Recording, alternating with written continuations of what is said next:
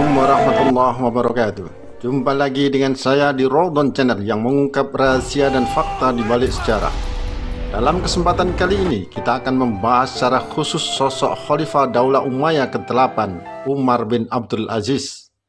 Topik kali ini sangat menarik karena pada tema ini kita akan tahu siapa sebenarnya Umar bin Abdul Aziz yang sangat melegenda itu. Selain itu, topik kali ini kita juga akan sekaligus mengungkap fakta menarik terjadinya pemilihan umum untuk memilih khalifah dan menjadi satu-satunya terjadi di era Daulah Umayyah. Ingin tahu?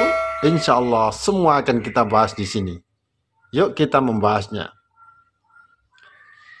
Umar bin Abdul Aziz merupakan khalifah ke-8 dari 14 khalifah yang memimpin Daulah Umayyah di Damaskus, Syria. Beliau tercatat sebagai khalifah yang memimpin tidak lama, tidak kurang dari 3 tahun, tetapi tergolong sebagai khalifah berprestasi, bahkan berhasil mengantarkan daulah mencapai puncak kejayaannya. Pribadinya sangat alim dan soleh, bahkan saking solehnya, beliau mendapat julukan sebagai khalifah kelima Khulafaur Rasyidin setelah Khalifah Ali bin Abi Thalib. Tentu ini sangat menarik untuk membahas biografi beliau. Siapa sebenarnya Umar bin Abdul Aziz itu? Sesuai buku karya Profesor Dr. Ali Muhammad As-Salabi, disebutkan bahwa Umar bin Abdul Aziz lahir di Madinah tahun 63 Hijriah atau tahun 683 Masehi. Putra Gubernur Mesir Abdul Aziz di era Daulah Umayyah. Tahun kelahiran beliau bersamaan dengan wafatnya istri Rasulullah SAW, Sayyidah Maimunah. Beliau memiliki nama lengkap Abu Hafs Umar bin Abdul Aziz bin Marwan bin Hakam bin Abdul Az bin Umayyah bin Abdus Syam. Beliau juga tercatat masih keturunan Khalifah Umar bin Khattab melalui ibunya bernama Laila Ummu Hashim binti Hashim bin Umar bin Khattab. Bila melihat silsilahnya, maka tak heran bila Umar bin Abdul Aziz menjelma sebagai sosok agung seperti itu, karena kelahiran beliau ternyata buah dari doa suci orang hebat dan agung Khalifah Umar bin Khattab. Sejenak mengingat kembali kisah Khalifah Umar bin Khattab yang tengah melakukan rondah malam, lalu mendengar perbincangan seorang ibu penjual susu bersama anak perempuannya di balik tembok. Ibu itu menyuruh anaknya mencampur susu dengan air biar bisa untung banyak. Tetapi anaknya menolak karena takut dosa meski tak ada seorang pun yang melihat perbuatan mereka. Umar bin Khattab kagum dengan kepribadian anak perempuan itu dan kemudian diambil sebagai menantu, dinikahkan dengan putranya bernama Hashim seraya mendoakan dikaruniai keturunan yang kelak akan menjadi pemimpin umat. Pernikahan mereka dikaruniai seorang anak perempuan bernama Laila Ummu Hashim. Nah, Laila Ummu Hashim ini nanti akan dinikahi Gubernur Abdul Aziz, putra Khalifah Marwan bin Hakam. Dari pernikahan ini nanti akan lahir seorang bayi laki-laki bernama Umar bin Abdul Aziz. Umar bin Abdul Aziz menghabiskan sebagian besar hidupnya di Madinah. Beliau memperoleh pendidikan di Madinah yang pada waktu itu merupakan pusat ilmu pengetahuan dan gudang para ulama hadis dan tafsir. Sejak kecil beliau tercatat sebagai anak cerdas, alim dan suka mendalami ilmu. Bahkan beliau dibimbing langsung oleh para sahabat dan ulama tabi'in di Madinah, termasuk putra Umar bin Khattab yang juga masih pamannya sendiri, yakni Abdullah bin Umar bin Khattab. Di antara ulama tabi'in tersohor yang juga ikut menggembleng dan menjadi guru beliau adalah Sa'ad bin Al-Musayyib. Maka tak heran bila sejak kecil beliau sudah tumbuh menjadi calon ulama hebat. Namun tahun 85 Hijriah atau tahun 704 Masehi, ayahnya meninggal dunia. Kemudian pamannya yang juga Khalifah Abdul Malik bin Marwan membawa beliau ke Damaskus dan menikahkannya dengan putrinya bernama Fatimah. Jadi, ketokohan Umar bin Abdul Aziz bukan muncul tiba-tiba.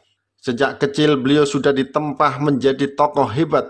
Bahkan pada usia 24 tahun, Khalifah ke-6 Daulah Umayyah, Al-Walid bin Abdul Malik, sudah mempercayakan beliau menjadi gubernur Hijaz berkedudukan di Madinah.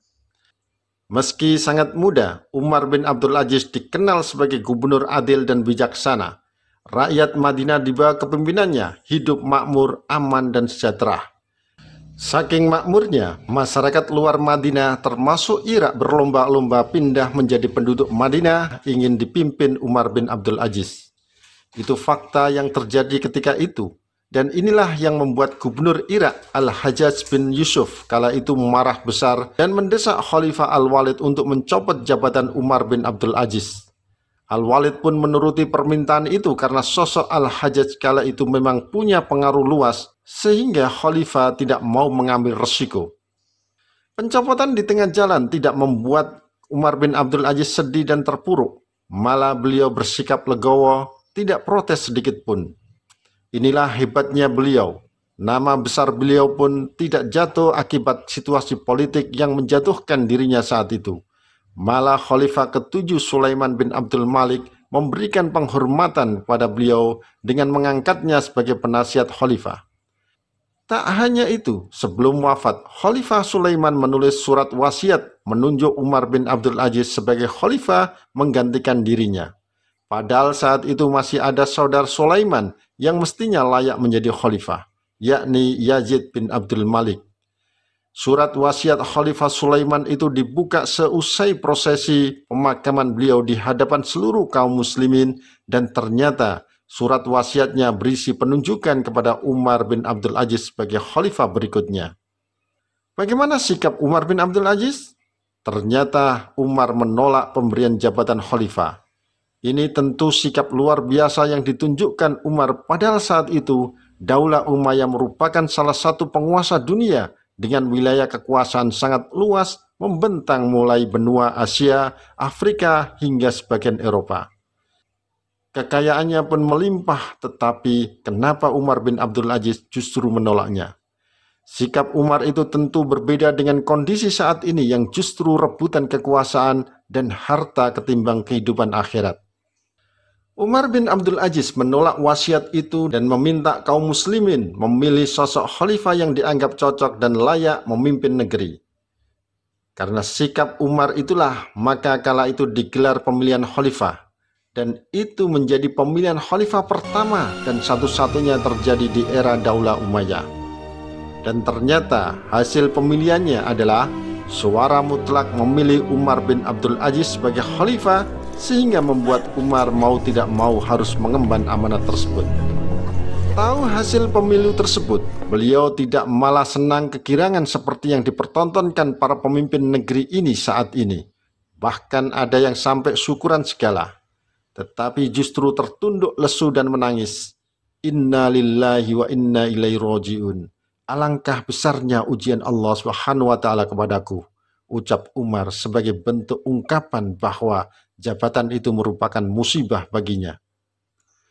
Setelah menjadi khalifah, beliau memilih hidup sederhana. Beliau mengembalikan semua harta yang ada pada dirinya ke Baitul Mal.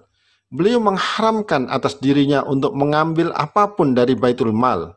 Beliau dibaiat menjadi khalifah tahun 717 Masehi di usia 37 tahun. Namun pemerintahnya tidak lama, hanya 2,5 tahun.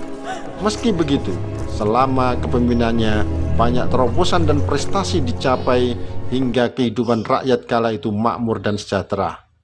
Tidak ada satupun rakyat yang kelaparan, bahkan tidak ada satupun pemberontakan muncul di eranya.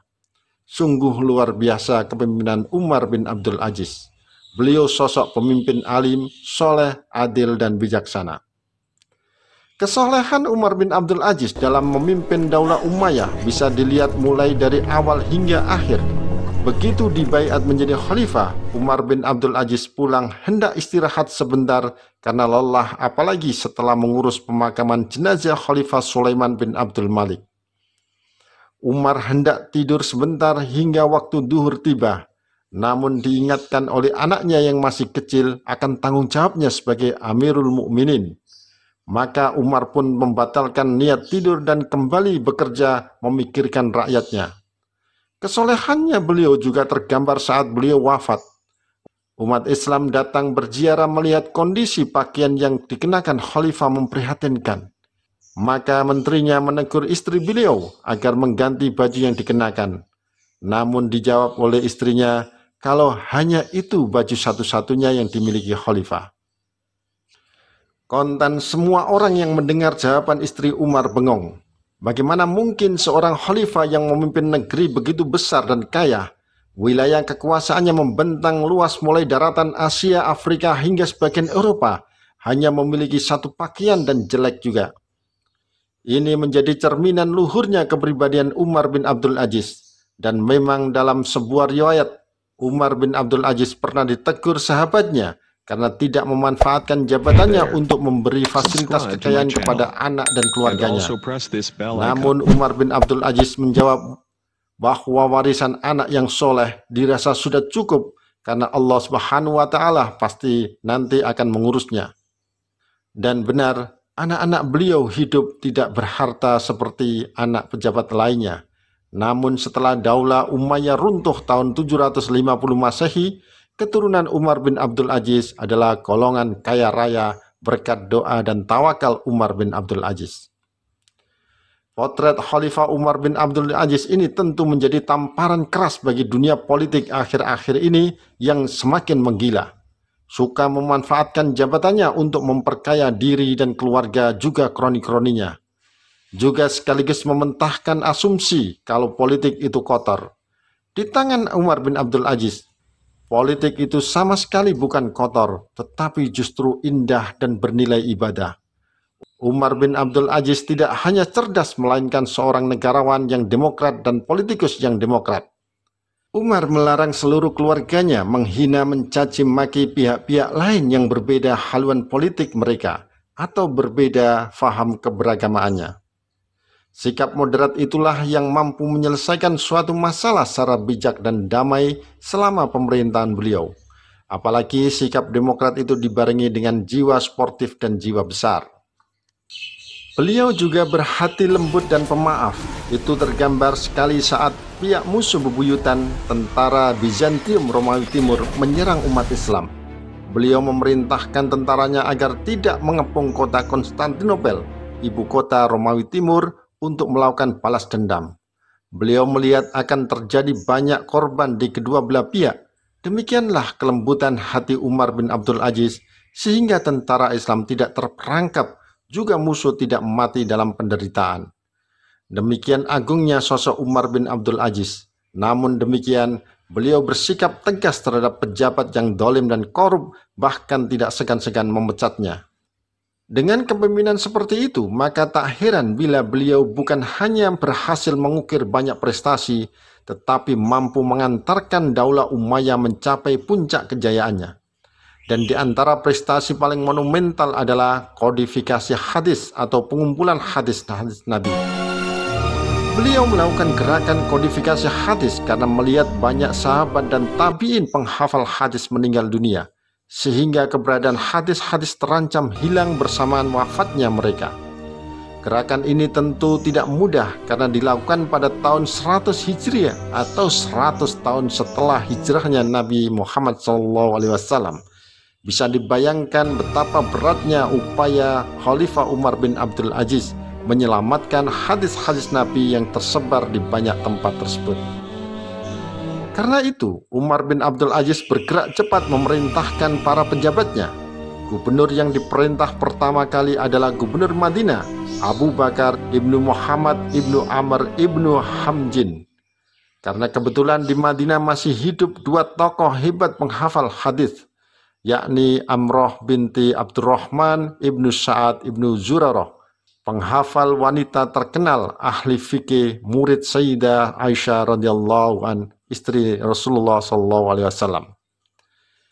Kedua adalah Al-Qasim ibnu Muhammad ibnu Abi Bakar As-Siddiq, seorang pemuka tabi'in dan seorang fuqaha 7 Madinah. Dari mereka itulah hadis-hadis Nabi banyak dikumpulkan.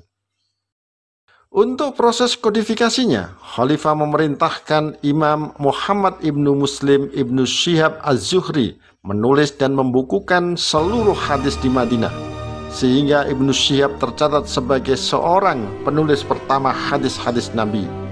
Kegiatan Ibnu Syihab Az-Zuhri kemudian diikuti ahli-ahli hadis lainnya di sejumlah tempat untuk mengumpulkan hadis-hadis Nabi yang tercecer. Di kota Mekah misalnya, tercatat dalam sejarah muncul pengumpul pertama hadis, Ibnu Jurayj. Di kota Madinah muncul Ibnu Ishaq. Di kota Basra muncul Ar-Rabi.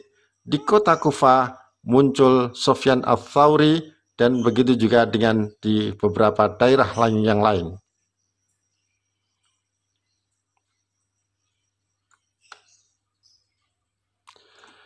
Gerakan kodifikasi hadis itu akhirnya berhasil menyelamatkan hadis-hadis Nabi yang terancam hilang. Sejumlah kitab hadis pun berhasil disusun meski isinya masih bercampur antara hadis dan qaul, kata-kata sahabat dan tabi'in. Di antara kitab hadis terkenal di era itu adalah Al-Muwatta yang disusun imam besar yang kini dikenal sebagai Imam Malik atau Madhab Maliki. Dan alhamdulillah sejumlah kitab hadis itu semakin disempurnakan di era selanjutnya, di era Daulah Abbasiyah, bahkan sudah bisa dipisahkan antara hadis dan qaul, kata-kata sahabat dan tabi'in, termasuk sudah bisa dipilah antara hadis sahih dan dhaif, hingga lahir kitab-kitab hadis terkenal seperti Bukhari dan Muslim.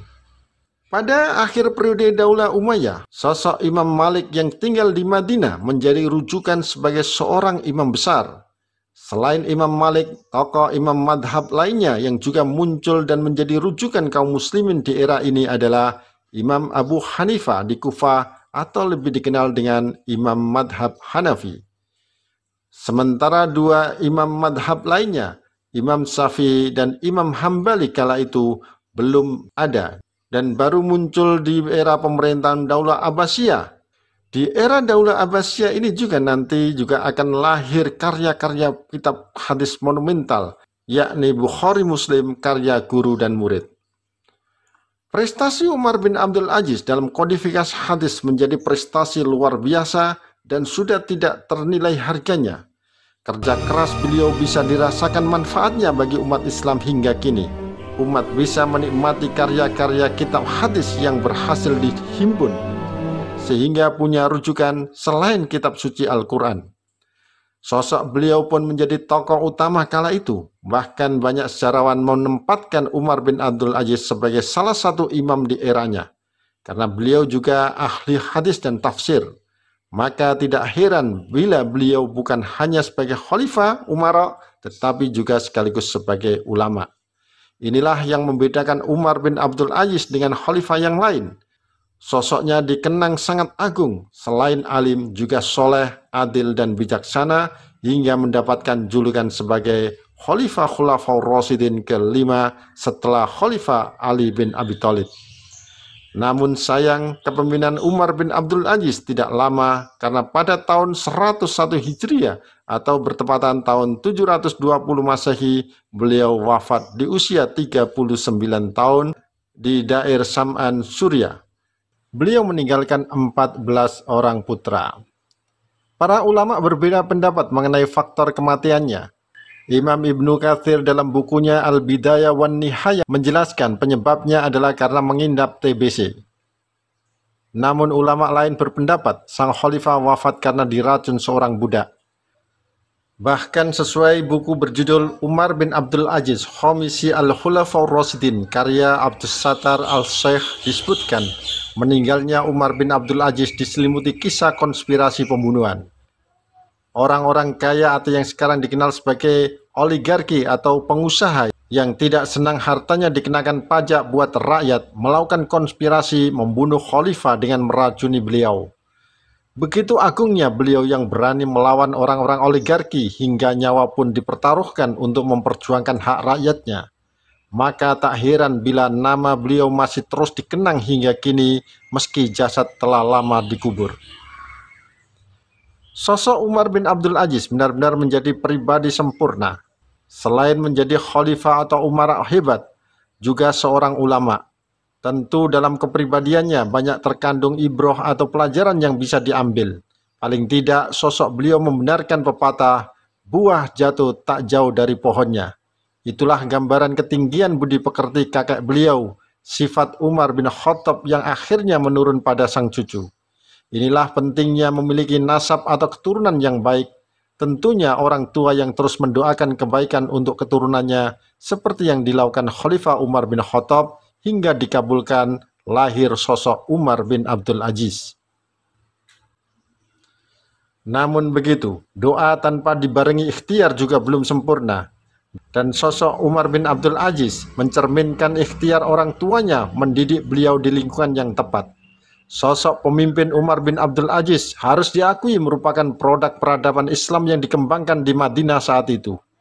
Bahkan Umar bin Abdul Aziz rela berpisah dengan ayahnya yang ditugaskan menjadi gubernur Mesir karena lebih memilih pendidikan di Madinah.